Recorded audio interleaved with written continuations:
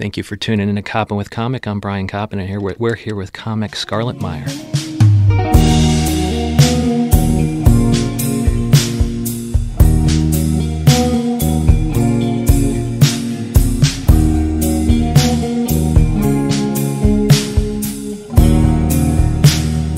Scarlet Meyer, how the hell are you?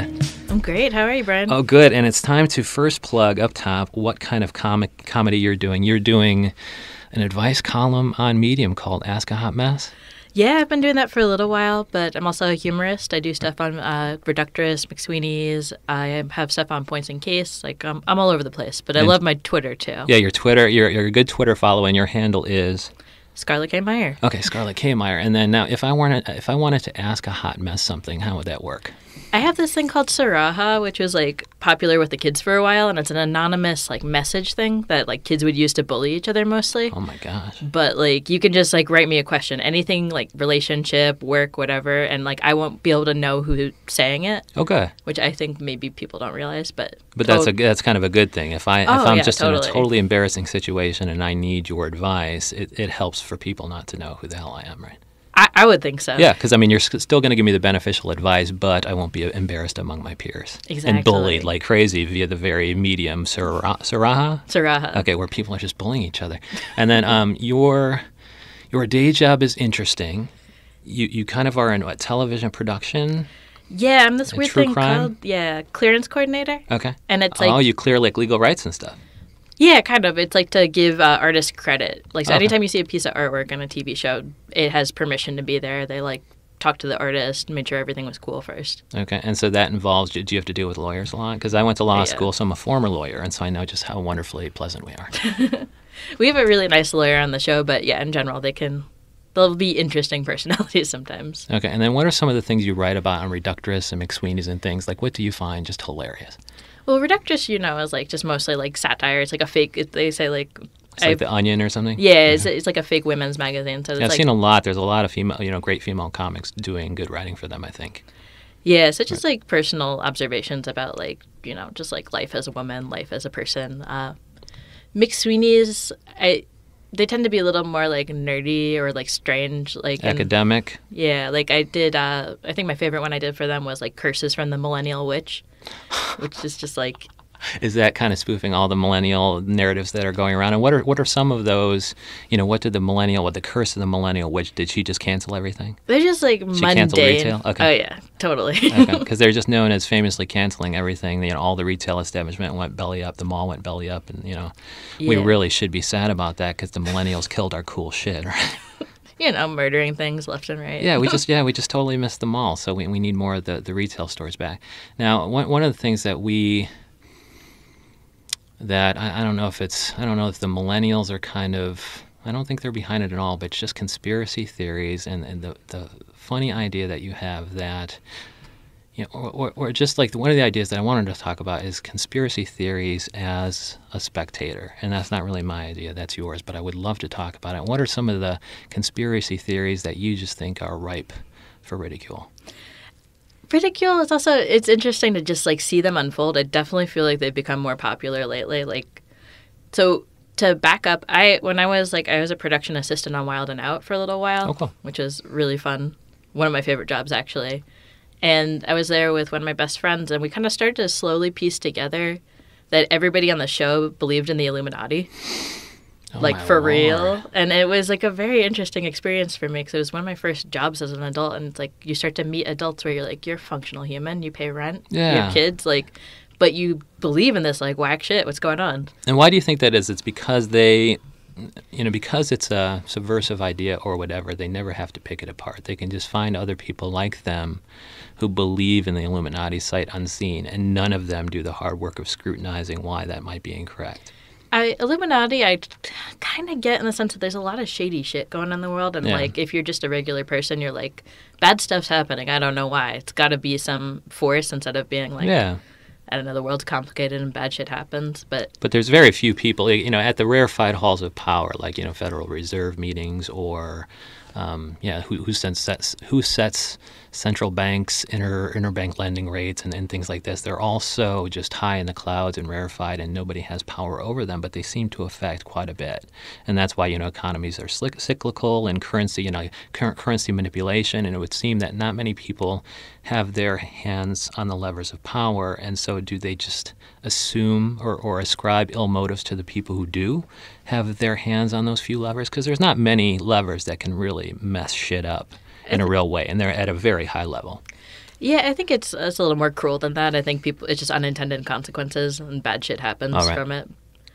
I don't know. We always viewed once my friend and I learned that everybody liked the Illuminati, or at least subscribed to that theory. We would just have fun with it on the show. We would leave triangles everywhere. And so anybody who sees these Easter eggs all over the place about signs of the Illuminati, they have Scarlet Meyer and her friends to so it's just people having fun with you. And I love that. Is there any other kind of conspiracy theory that we could fuck with? What are some other kind of big ones that, people on Wilding Out, or another show you've done? What's kind of another popular one? Flat earthers, for sure. I interviewed with a guy who was a flat earther, and I always found that hilarious because he was well... Was he interviewing you? He's interviewing me, and I did not get that job. Oh, no. It seemed like a real smart place to work. It's just sad you didn't get hired, yeah. It's funny, though, because it's exactly what I was saying before. It's they're people who believe in conspiracy theories, at least I find, tend to be kind of normal, functional people. They just have these weird ideas, and you're how the rumor I always heard about this particular guy was people are oh, he's great with numbers, that's why we keep him on. And I'm how great with numbers could he be if he doesn't think the world is around? It's so funny to me. Yeah, and I guess another one, this is not conspiracy theory at all, but this is where it kind of shit kind of gets a little bit real, which is, okay, if you believe in evolution, and I don't know if you do, yes, but you take it all the way back. And religion gets messed up with creationism and evolution and stuff like that, and I don't know that they are necessarily inconsistent. But when you take it all the way back, what I don't know that schools are teaching is how the universe started. Now it's well, there's always a black hole, and then the black hole birthed this, but then what created the black hole? I just don't... Evolution is just a perfect theory, and I don't know that anybody can disprove it, and that's kind of the definition of a theory. But it's just so broad. It's like a framework for understanding that's always coming up with new discoveries and things. Oh, we just discovered this bone, which kind of threw the evolution tree into question because of X, Y, and Z. But when it comes to origin of the universe, how do you think our universe started? And is there kind of any theories or conspiracy theories that relate to that? How did it start? Is there a black hole, and then what started the black hole? I am not qualified to answer this but whatsoever. What's your understanding about what you were taught? We were taught that there was a black hole that spewed some stuff that then evolved into man. I'm a 90s kid. Big Bang Theory, you know what I mean? Right. But then what banged? And then what created the bang? If it started with an atom and nobody can create an atom, who created the atom? No one knows. ATOM, not ADAM. But meaning I don't know that I'm fine with evolution being taught, and I'm fine with, the role of religion and a bunch of religions being taught in school. But I also think that we're not taught critical thought enough. I would love for kids to be able to say, okay, well then, what, the Big Bang was this, so it started with an atom. Who created the atom? If that's kind of a flaw, even right now, we're only now getting pictures of black holes and stuff, and you're well, that's kind of how the universe started. Now you're only getting a picture of this thing. Who's even in a position to disprove some of these things? And is that how conspiracy theory can go on? Nobody can really disprove the Illuminati, right? And is that why people can continue to believe it? Well, something I've kind of learned recently is that humans have been roughly at the same level of intelligence throughout human history. So I think you're just pushing on the progress of past generations. You think about the stuff we know now that people didn't know before. It's it would seem like sci-fi to them, but Right. As we start to do these little building blocks, we learn more, and it's I think it's okay not to know this stuff. Okay. I'm not going to pretend I know the answer just because there is no clear answer. Right. And so, but they are just so convinced. The people who believe in the Illuminati are just perfectly convinced that they're right, and anybody who could try to disprove them are part of the problem. Yeah. Because you can't really disprove an Illuminati, right? I think it's comforting in a way to some people. They like to think that there are bad guys and good guys. There's a reason the world's so fucked up instead of it just being kind of chaos. Because then it also excuses any kind of ambition that they don't have, or any ambition that they let go of. I can't get anywhere because there's always the Illuminati kind of pushing down. I wouldn't go... I guess that would depend on the particular conspiracy theorist. Okay. And then now one other thing I have, and I think the shows you have produced shows in kind of the area of crime or true crime. Is that correct? Sort of. I'm on a Dick Wolf show right now. Oh, so. cool. One of his, he probably has a couple. Yeah. Dick Wolf is just famously for just churning out wonderful shows, right, that everybody loves. Yeah, no, Right. I mean, he's having a moment right now. Good. Yeah. Dick Wolf, he's jing jing. He's that guy. He's that. Ding, Right. yeah. And so like that's in the area of crime. And I guess what I'd like to move it to is there's true crime documentaries right now, like Making a Murderer, where they expose certain confessions as possibly coerced and things like that. And there's people just ready to just let Brendan Dassey out of prison. And he could be innocent, so I'll let that legal process play out. But is there any kind of conspiracy theory that's too quick to believe that guilty people are innocent and vice versa? I think I don't know. It can get really complicated because I think the tactics people use to figure out just who did crimes, I mean, first of all, the justice system is really slow at best, and I don't think their methods are great all the time. In the past, you would get a lot of forced confessions, Yeah. or just even the evolution of like DNA evidence and like what that means. Like we used to not have that. Yeah. Then we had it for a while, and then you realize you can get like false positives and stuff. Okay. So it can be like a little tough, like Making a Murderer, or I think Serial, like those things where it's like you're really unclear on what happened. Yeah. And it's just like I never really have theories on that kind of stuff. I think, but so I think it's just like you see the vociferous opposition to Brendan Dassey being let out. Like, you know, they have protesters and counter protesters at all these appeals hearings, and nobody really knows whether or not, you know, most of us haven't seen the 50-minute or 3-hour confession tape, but it's just we're so quick to believe the counter narrative, and I think a lot of conspiracy, and maybe there's like an instinct that conspiracy theorists have to be a little bit incredulous, and that can be a good thing in certain situations, right? Yeah, it really depends. I think what's interesting to me in these ones is people get so invested, like, because I feel both ways about like true crime. It's like I love true crime, but I also see how problematic it can be. Yeah, like glorifying the serial killers and whatnot, right?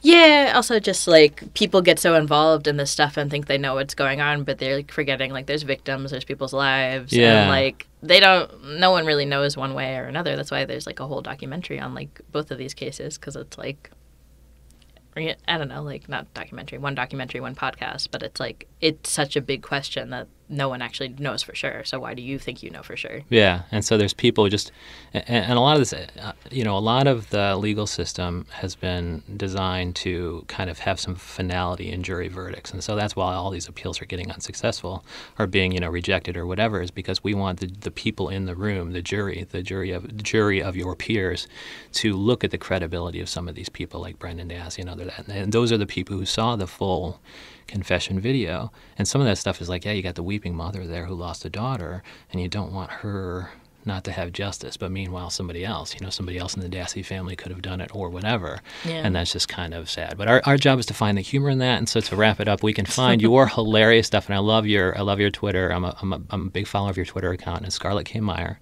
Yes. Meyer. Mm-hmm. And then you are doing McSweeney's. You're doing points. What is it? Points and counter. What is it? Or points in case. Points in case or in case? In case. In case. And then the other one is Reductress, which is kind of like the Onion. But the big one is Medium.com, and you have Ask a Hot Mess. Yeah. Now, if we were to read your responses, are we led to believe that you're a hot mess or something like that? Or are you writing it from a point of view of somebody who is a hot mess? I am definitely a hot mess. Like, I'm a functional hot mess. And what is a hot mess and what is a functional hot mess? I say a functional hot mess is like I keep a roof over my head. I work, like, I kind of vaguely keep my shit together, but like there's always a little bit of chaos, and I'm usually dispensing advice that I've like definitely at one point not followed.